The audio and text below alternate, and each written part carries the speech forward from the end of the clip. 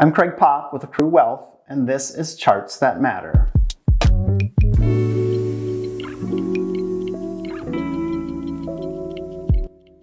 Today's Charts That Matter is courtesy of Raymond James Investment Management.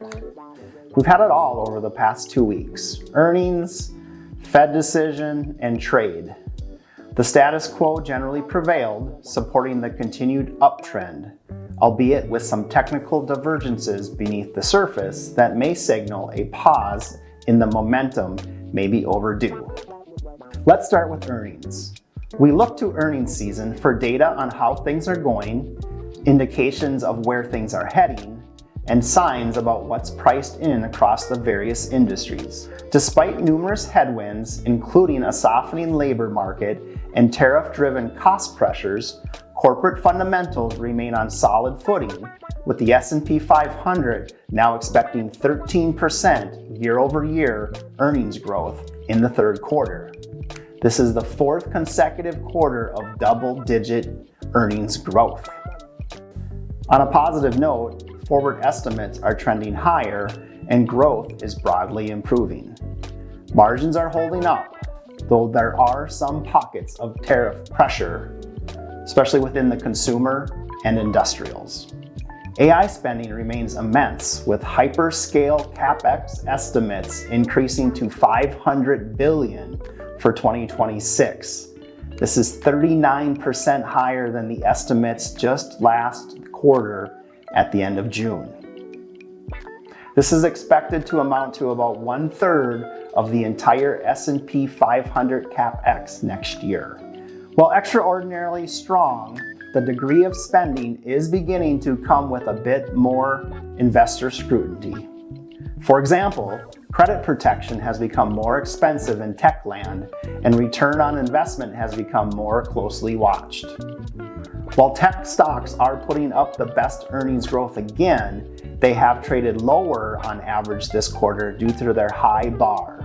While on the subject of technology, the market has gotten very narrow and concentrated in the AI tech-oriented sectors again.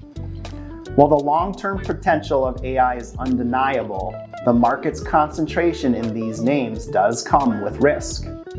Because of very strong earnings and a lack of market volatility, investor focus on this group has snowballed in recent months.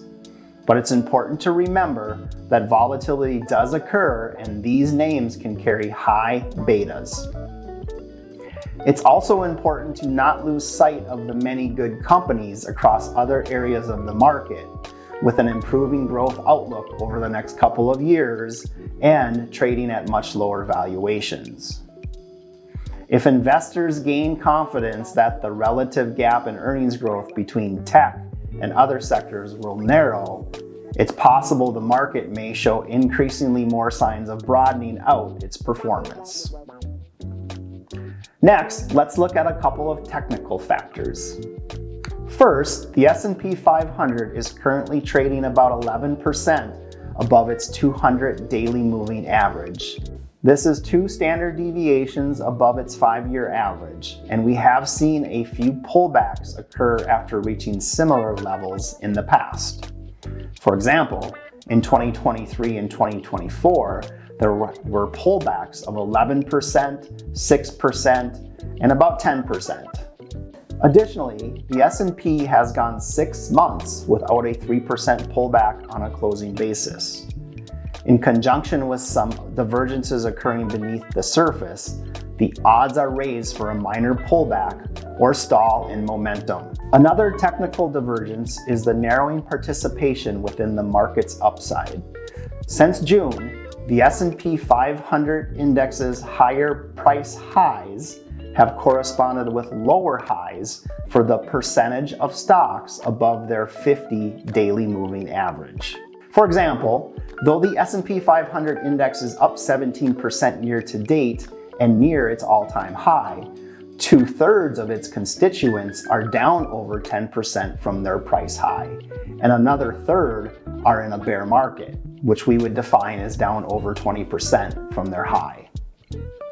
Furthermore, 40% of S&P 500 stocks are actually down this year.